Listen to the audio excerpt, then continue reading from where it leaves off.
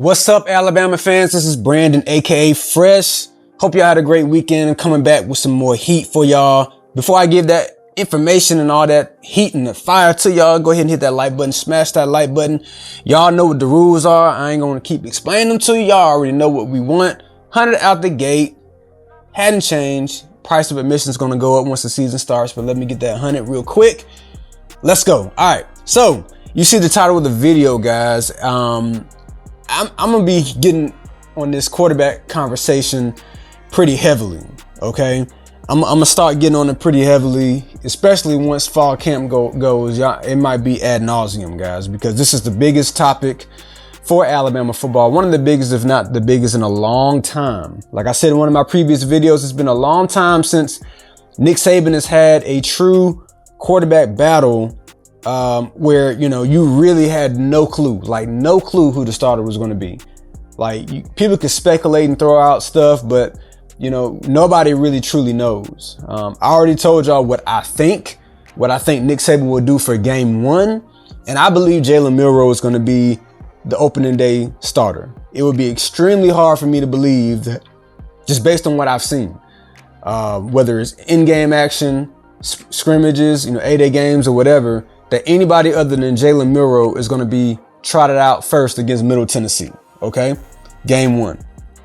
So, but in terms of what I want to talk about today is something to kind of try to talk some of these Alabama fans off of the ledge, and not just them, but even some of the pundits who have completely written off Jalen Milroe as if what they've seen from him last year and in the spring is all of a sudden. I said, you know, I'm going to do the due diligence and I'm going to kind of help talk some people out of, you know, some of their feelings, just to kind of provide some perspective, some nuance, some clarity, because I feel like that's important. I feel like it's very important to any argument. So Blake Sims, and I don't like to throw out comparisons, you know, based on skin color, but these are two very similar skill sets.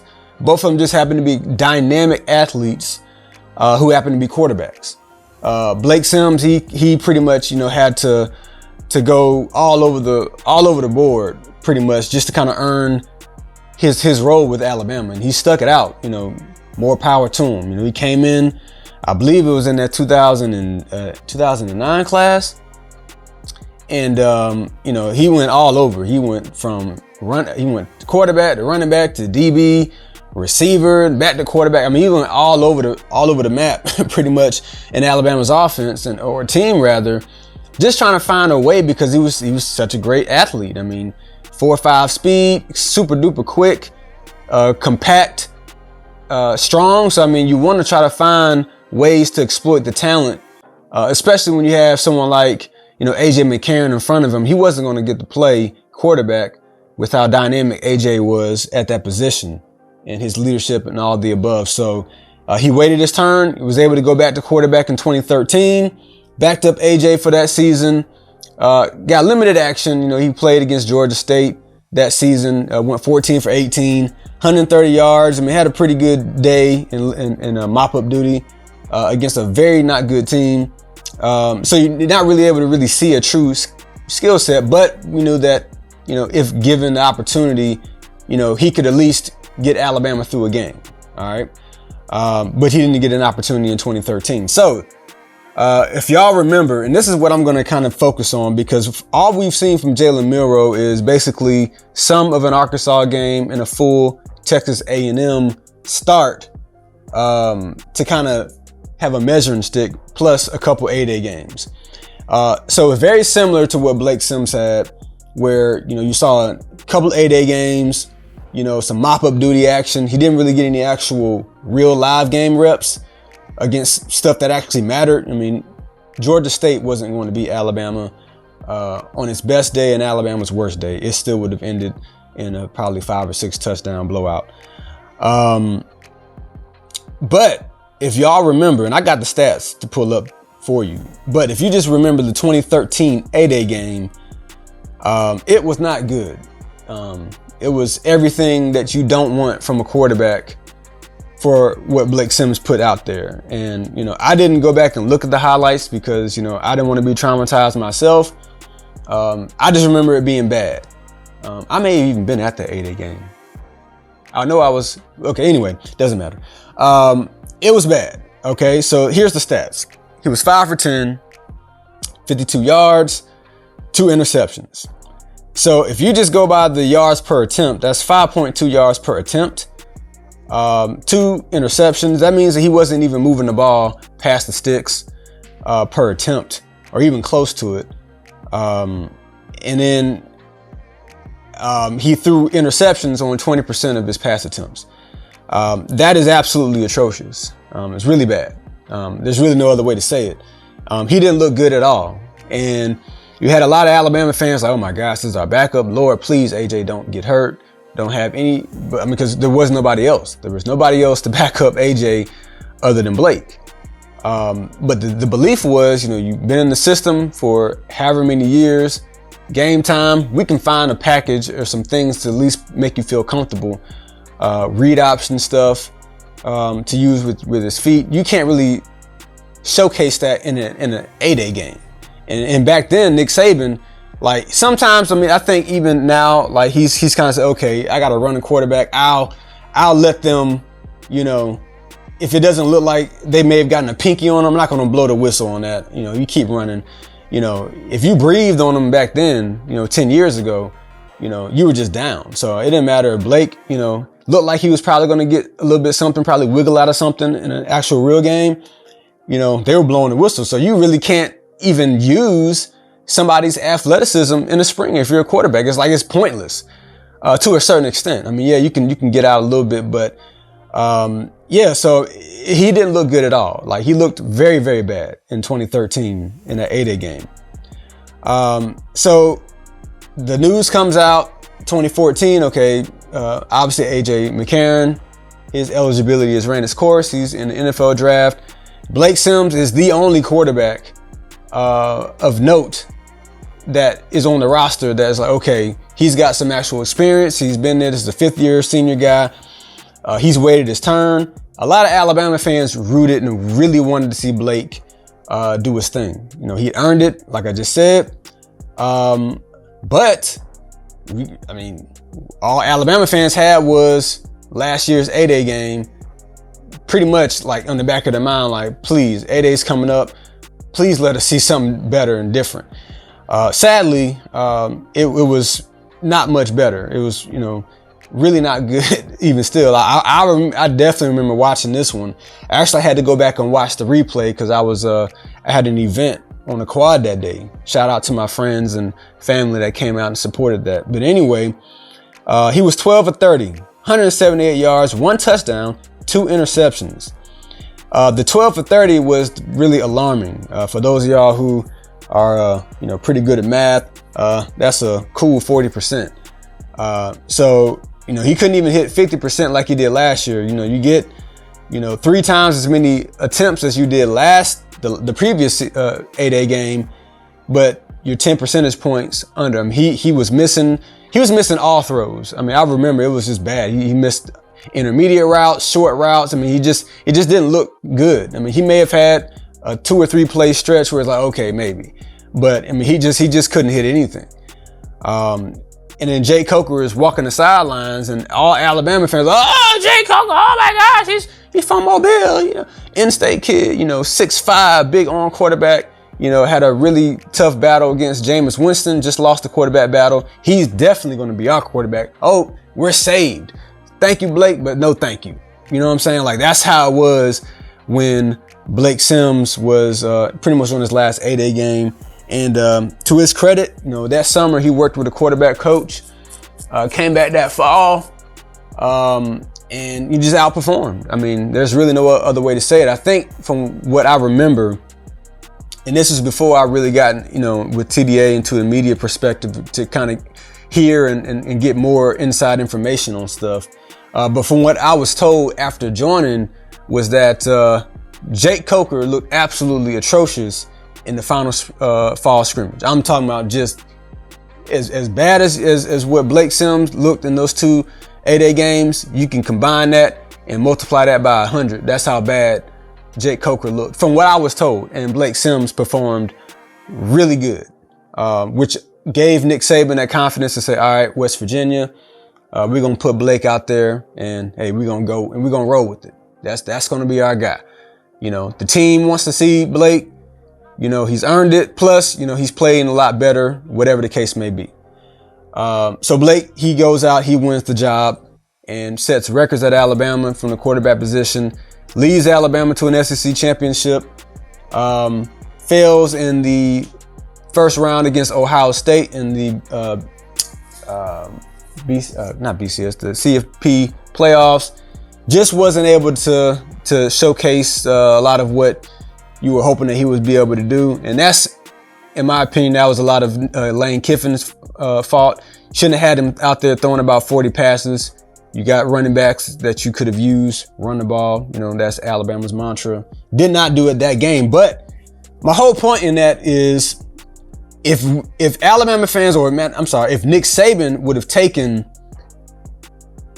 spring practice or spring scrimmage 8A clips and stats and used that as the measuring stick, Alabama doesn't win another SEC championship. We don't get to have a wonderful story of Blake Sims. Sticks it out, sets the stage for Jalen Hurts and any other black quarterback that came after him, because a lot of fans needed that. Don't really want to get into this topic too much, but a lot of fans needed to see, okay, a black quarterback can play at Alabama. A lot of the stigma, whether you want to talk about it or not, but there's a stigma. The reason why Jamarcus Russell didn't go to Alabama and some other quarterbacks was that, you know, if you go to Alabama, you're not going to play quarterback.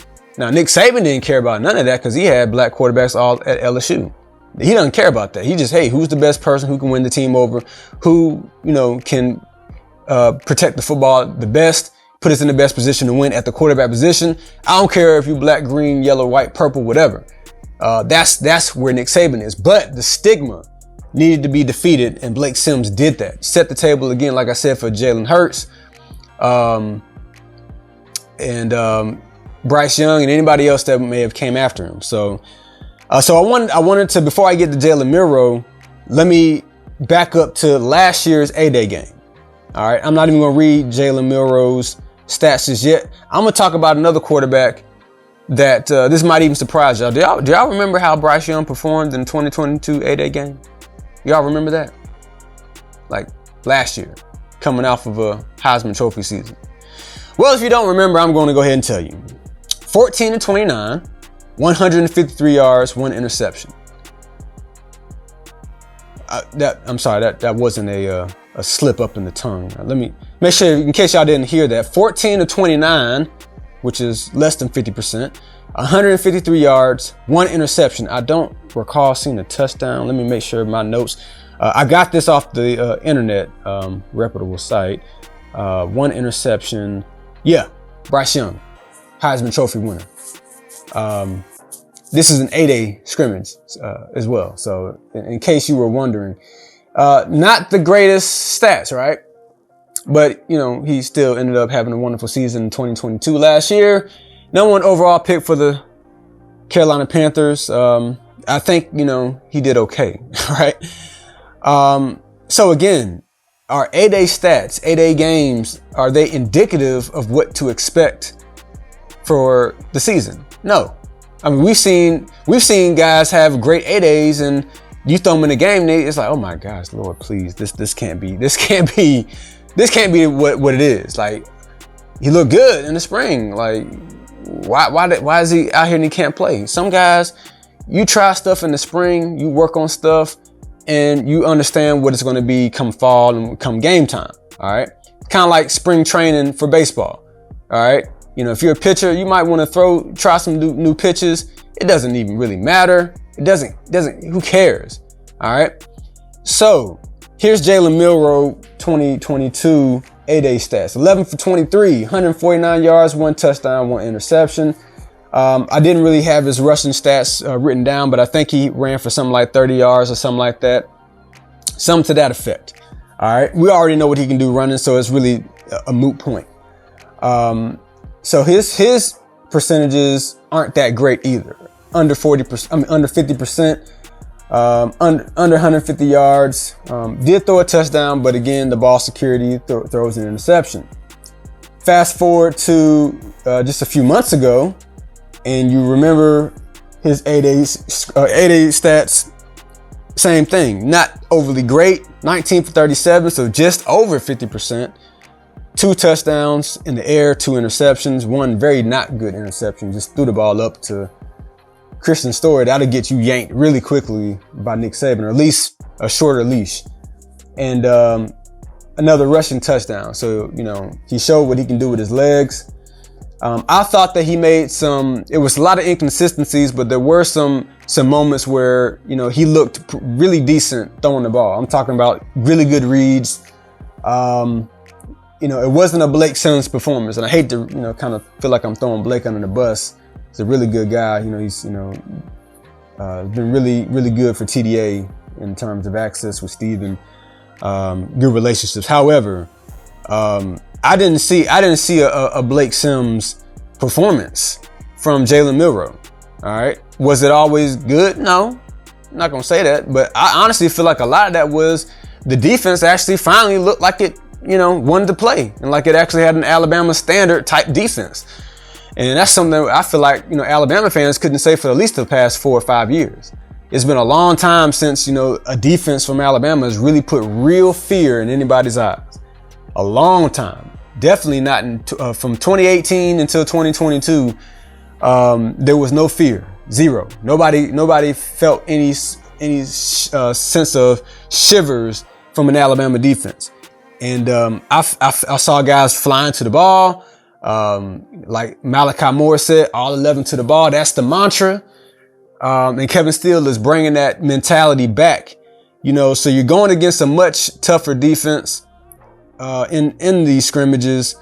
And I felt like I saw that. I mean, no quarterback really lit the world on fire. I mean, Dylan Lonergan, he had some moments against the third team, but against those first and second units, I mean, I felt like Jalen Milroe and Ty Simpson both, had to really work for that.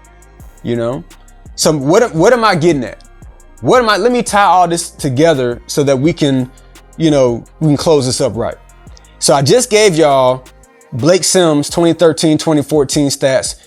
I don't need to run through his 2014 season stats, but again, he set records, led Alabama to 14-1 regular season, something like that, 12, whatever. SEC championship, a touchdown or so away from, making it to the national championship. You ran into a really, really good Ohio State team, exceptionally coached Urban Meyer team, and they just played better than Alabama did in that semifinal game. But he did what you expect a quarterback to do, which is lead, and he played very well. Shout out to Blake. Bryce Young, not good 8A game stats last year, but we all know what Bryce Young is capable of and what he did. Don't need to go into any further. Jalen Milroe, 2 8A games, not the greatest stats, pretty much right at 50% if you combine the two games put together. 30 for 60, 3 touchdowns, 3 interceptions, 4 total touchdowns. But it doesn't set the world on fire. I mean, your hair on fire. Doesn't, not much to inspire. However, spring. Okay, it's a scrimmage. Can't even touch him. I mean, you can tag him with the finger, and the whistle blows. So there's no threat for his legs. That's not fair. You know what I'm saying?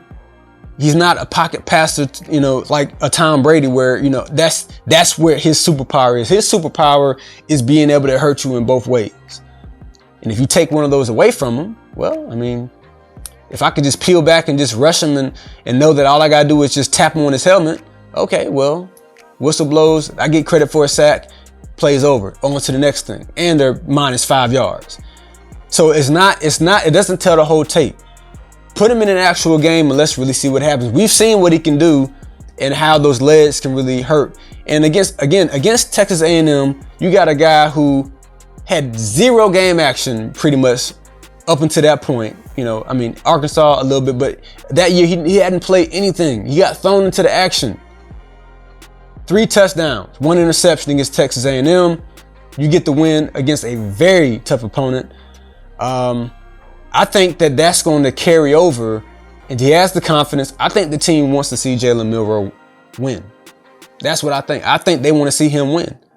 And are you telling me, and this is the question, are you going to tell me with a straight face that Jalen Milroe, we can't use the 2014 season stats, but if you would have took both of them in a vacuum and said, okay, you got 2013, 2014 8A highlights versus Jalen Milroe's highlights, one 6'2.5", one's barely 6 foot. One runs a 4.5, 4.6 and Blake Sims. The other one runs probably a 4.3, 4.4 at worst. Who's better? Who are you picking? Are you going to sit there and tell me that you think that Blake Sims is better than Jalen Milroe? I mean, time will tell. My whole point is that given the same opportunity, going through a fall camp, opening up the season, I believe Jalen Milroe is going to do some things that y'all not even expecting. I think Jalen Milroe, given the opportunity, stays healthy, of course, is going to have a really, really good year because he's not going to be asked to do a whole lot. Make plays with your feet. Don't turn the ball over. Hit the open man. Can he do it? We've seen him do it in spurts. So I think he's more than capable of it. Time will tell. But you have to be able to decipher based on what I've given you that you can't take those and run with it as, oh my gosh, he's going to be terrible because he didn't have the greatest spring 8A game highlights. So let me know what y'all think. Leave a comment in the comment section. Let's have a chat. You know, I'm gonna have to start doing videos based on some of y'all's reactions because y'all been really giving me some really good feedback and really good comments. But let me know what y'all think in the comments below. If you haven't liked, please hit that like button, smash it, share this with your favorite Alabama fan. Make sure you subscribe to our YouTube channel. I think we're at a little bit under 35,000. Let's get to 35,000 subs, guys. Y'all stop playing, man. There's too many Alabama fans for us to still be stuck under 35,000. Let's get to 35. Let's see if we can give some giveaways or something once we get to 40. We need to do like a 40,000 sub giveaway. So y'all stop playing. Let's go. Fall camp is around the corner. All right, hit us on our social medias, Twitter, TikTok, Facebook, Instagram. Make sure you're liking and following all those social media channels. Get yourself a subscription to touchdownalabama.com. Continue to support. Definitely goes a long way, and we appreciate all the love and support that y'all have given us for the 16 years TDA has been in existence. Man, it's been a long time. All right, but I have no more for y'all. Hope y'all enjoyed the video. This is Brandon, aka Fresh, signing off.